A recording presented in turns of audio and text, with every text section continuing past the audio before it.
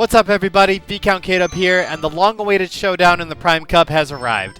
Will Pokémaniac Pedro prevail with his prized Poké Cup Master Ball team? Oh, what do you think? Let's finish this quickly. On with the Gauntlet. Alright, let's start off this Prime Cup against Last Terry. She runs the trifecta of Grass, Water, and Electric cutesy types, along with a slew of normals. It's no trouble at all for our Dragon of the Seas, Neptune. This is just a great Pokemon to use to set up. It doesn't matter what's coming out first, even if it is Furret. Furret actually has very weak attacks, so we can use Substitute right away. No fear. There's a weak, 4 times weak Surf. It does next to nothing. It would probably take 5 of those to break that sub. Anywho, here's a real Surf. And a critical hit to boot. Furret gets washed away.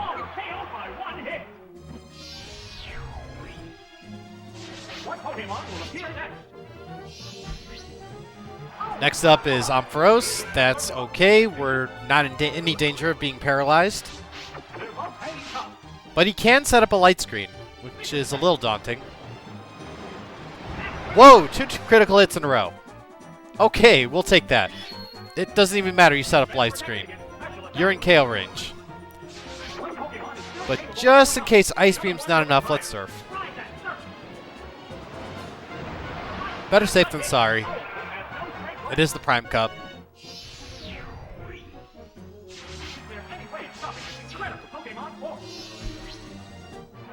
Okay, Togetic, that's fine. We have Ice Beam, even though they have Light Screen.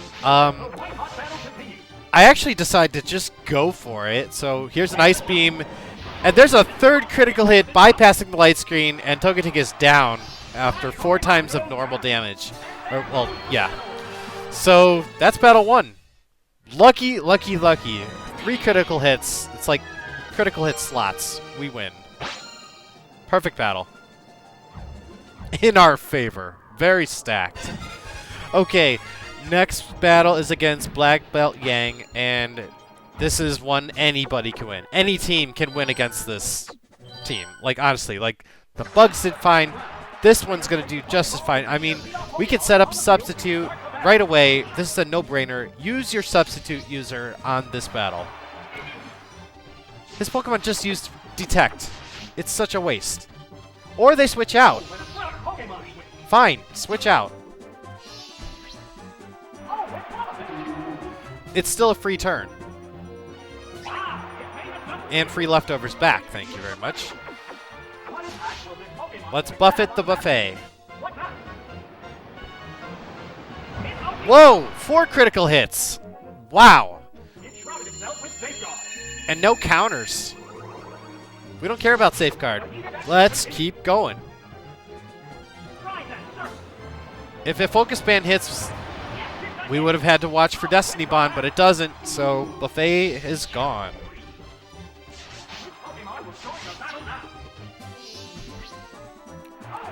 Buffett got buffeted. Whatever. The name's weird. Here comes Chant. That obligatory detect, free turn. The only net gain here is that I get HP back. Otherwise, let's Surf over her, its Mach Punches. Now, funny thing is, I actually did play through this cup once already, and I lost the footage. Yep, I lost the footage. So I know Mach Punch is enough to break the Substitute in 2. It can break it in 3, though, if it's that weak. And luckily, we got it in 3. Whoa, and he's not going for the 3rd. Why wouldn't you try to go for the 3rd? At least break the Substitute. Thunder Punch and Dynamic Punch. Yeah, that's... You're not going to outspeed. These fighter types are actually really slow. Comes a worthless turn.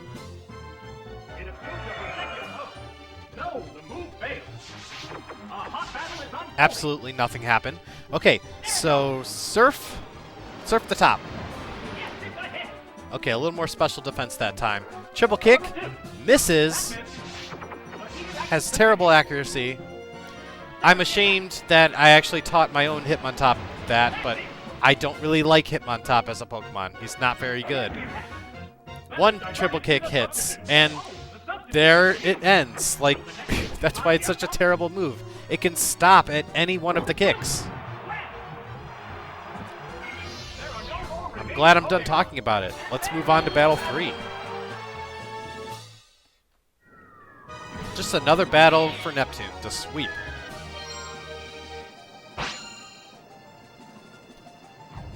Speaking of easy battles, Battle 3 is just as easy, only I'm going to mix it up a little bit. Yes, Neptune could take on every one of his members, every one of Adam's members, but we need to... We don't need to, but I just want to give Ace a little time in the spotlight here. Take on the Charizard. That's a lucky setup. Let's use Ancient Power. 6 times that damage. Now, the one thing that we don't want to see on this team that shows up is the Gligar, and of course it does. We don't really have anything against the Gligar. We have Ancient Power and Fire Blast, which is off-type. Ancient Power is on-type, but, like, you know, we could get stats raised, but we get Toxic poisoned instead. We can try again. It's not doing much. Barely 70. Poison 1.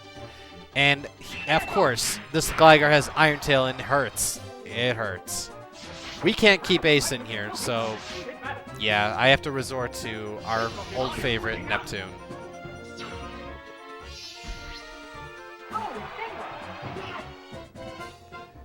Oh yeah, Iron Tail. Yeah, wasn't going to do much anyway, but it misses. Neptune is just a cauldron of luck. Cauldron of luck? Wow. I'm really reaching here. Did I mention I'm an English teacher? Okay. Aerodactyl, as fate would have it. You do get a turn. Send an Earthquake, whatever. Well, we're going to surf you back. And we're out of Battle 3. Easy peasy. We definitely would have lost Aerodactyl. It's a shame he couldn't have stayed in. My first time I played through, he got the boost from Ancient Power, and he was able to take out Gligar. Although he did get a critical hit. Next up against Cool Trainer Floria, we're sending in Goro right away to dispatch the Statler.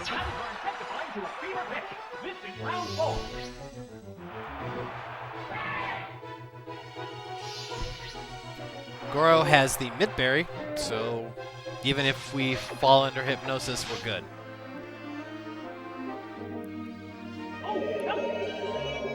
Okay, that's unlucky. We wake up. If this cross chop hits, we're already out of the woods. Great. Critical hit. That's why he's here. Our fighting type serving a purpose here. And she brings out her fighting type. Maybe we'll get a turn. Even if we don't,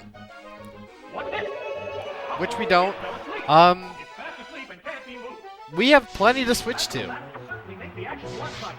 We're going to switch over to Hansel. Because we just know a Surf is coming. Maybe a Dynamic Punch. I'm sorry, Submission. But no, it's Surf. Yep, we can take it. Let's try for a Thunder. Yeah, 70 accuracy. Body Slam. Paralysis. We have a Miracle Berry. We're fine. All right, Fire 2. Thunder. All right, we got it. But he's still in. No paralysis on that. So we're going to send our own Body Slam and move on to his last Pokemon.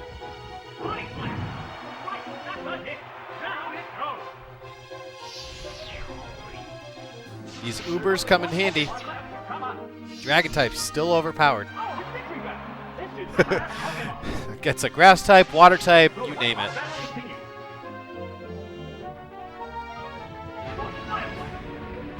Fire Blast hits, we're out of the woods.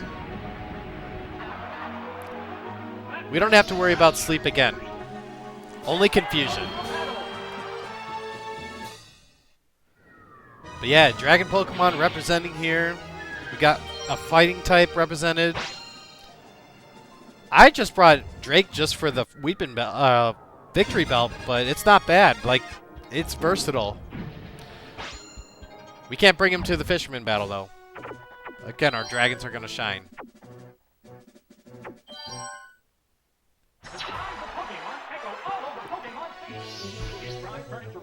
So we bring out Neptune first, because, again, my first time I played this, Quagsire showed up, and lo and behold, he's just going to show up again. And same result, okay? I'm just telling you, same result in the end. We were able to surf over him. We got confused in the process, but we didn't waste a turn using Substitute. Yeah, we got confused, but I know that he's going to use Dig, and there he goes.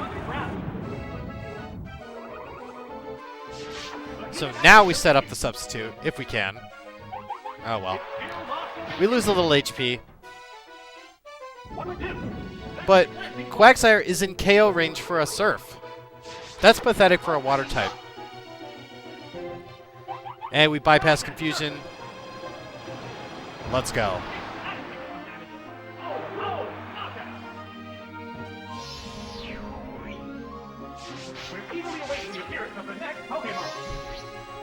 Up next, Montine. We're going to have to double edge this thing. We can't use Ice Beam or Surf. But we have to use Substitute because it has Icy Wind and likes to go for it. Always look for status moves when you're playing through Pokemon. Or Stadium. You know, if you're doing a Stadium run. The computers will use it. Double Edge is worth it. Worth that extra damage.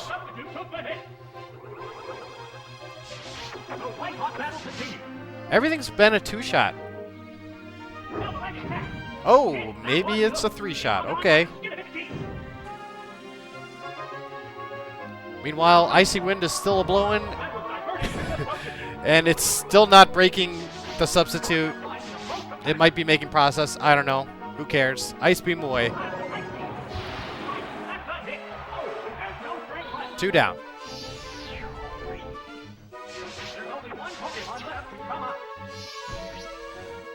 Last up is Dragonite. This is a gift to us. We can just Ice Beam away. This Dragonite has the King's Rock. No Focus Band here. Out of there. And with that, that's 5 battles down. All flawless. 5 continues. Look at those dragons, ready to go. Alright, Battle 6 against the scientist, Craig. Craig? This guy loves confusion. And again, on my playthroughs, many playthroughs, he likes to start with Electrode. So, I'm going to start with Drake. He's got Earthquake, he's fast, and he can bolster his attack. He's got the Bitter Berry. And Electrode won't resort to using Zap Cannon unless he's gotten his Swagger Screech combo out of the way. But he's not going to ever get to that. Because here comes an Earthquake. Gone already.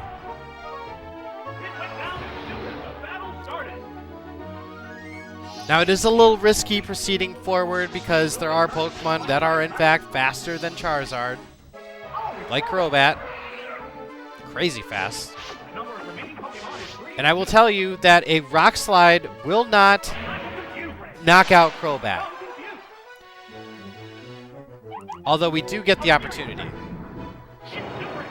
Here's that in practice. I say that because that happened on my first attempt. now that I'm confused, I'm basically swaggered at the moment. I have no more confusion. Yeah, he flies up. He comes back down. We got a Rock Slide waiting for him. Unless we flinch. That's unlucky. Well, that cost us a lot of another Confuse Ray. Oh, we hit it again. Rock Slide? Yes! Okay. 2 down. Let's go. This is a very lucky Prime Cup run on a team that's is not in need of luck, by the way. We could use it here, though. Hey, we got the Earthquake. Oh, that's not lucky. Focus Band. Well, we did a ton of damage. Meanwhile, our confusion is hopefully going to wear off. No, and no. Okay, well, that's damage, but that's okay. Okay, we are in KO range from myself or Ninetales, and I actually elect to stay in, and yeah, Drake's gone. I love the Drake, I hate the Drake. I hate confusion even more. So I brought in my speediest member, Ace. He's going to just tidy things up here. Ancient Power, because if Ninetales actually survives, we could raise our stats. But it's unnecessary. We won. It was an absolute perfect run up until this point. But it doesn't matter. We're going to be just fine in the semifinal against Skier Kathy, provided we do not see the Mr. Mime. He showed up the first time. Will he show up the second? We have to start off with Tyranitar to crunch any passers that will come out first.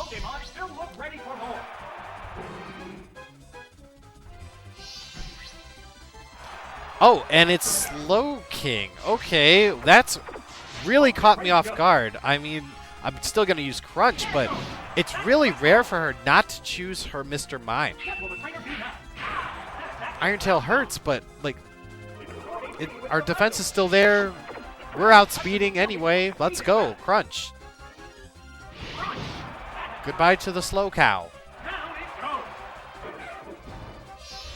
I guess it's Slow Co because, you know, snow, the naming convention, whatever.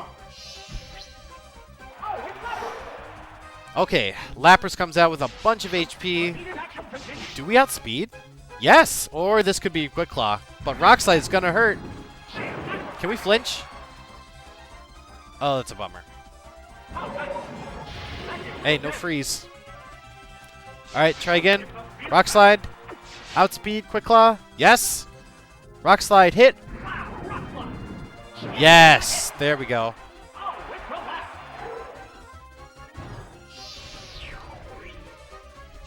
Two very dangerous members out of the way. Who's left? Okay, for Alligator. Not bad. For Alligator, only goes for normal moves. I mean, I say that because he goes for the Screech Slash combo on top of Icy Wind and Bite. For Alligator's her worst member. There's no way he's getting through the Rock Dark Pokemon. We pretty much wall him every step of the way. Every type of the way. No sped drops on the crunches. And no critical hit on the slash. That would have done 140 damage. And we're out of the semifinal. I tell you, if that Mr. Mime showed up, it would have been far more dangerous. It got 2 double teams off the first time, and then it switched to Lapras, and my Rock Slide started hitting. And I lucked out. It was still all Tyranitar. He did it all the way both times. But now, we face Cool Trainer Marty in the final battle. For me, it's the second time. With our Uber team from Pedro. And I know exactly who to pick. You don't even have to ask me. It's all our Ubers. We're going to start off with Tyranitar, our pseudo-legendaries. I brought Hansel, and I also brought Neptune, of course. So Quick Claw against the Mew right away. Crunch. Over half. No sped drop. Whatever. Earthquake bounces off. That's fine. And double Quick Claws. That Mew didn't get a chance. That's amazing. It didn't happen like that the first time. I took 2 Earthquakes every time. Okay, Tyranitar, Tyranitar. Let's just send Earthquakes. That's all we got. We've got a Quick Claw, and so does she. She, the Tyranitar, you know. Okay, we're gonna risk it. There's no point in switching on a Pokemon this powerful, and we got it. Earthquake, Earthquake. It's gone. Tyranitar takes out 2 Pokemon thanks to the use of Quick Claw and general outstatting. Last up is the dreaded Starmie. If we can get another Quick Claw, oh, Crunch would have hurt it real bad. That's okay. Take a rest, buddy. He really came through these last 2 battles.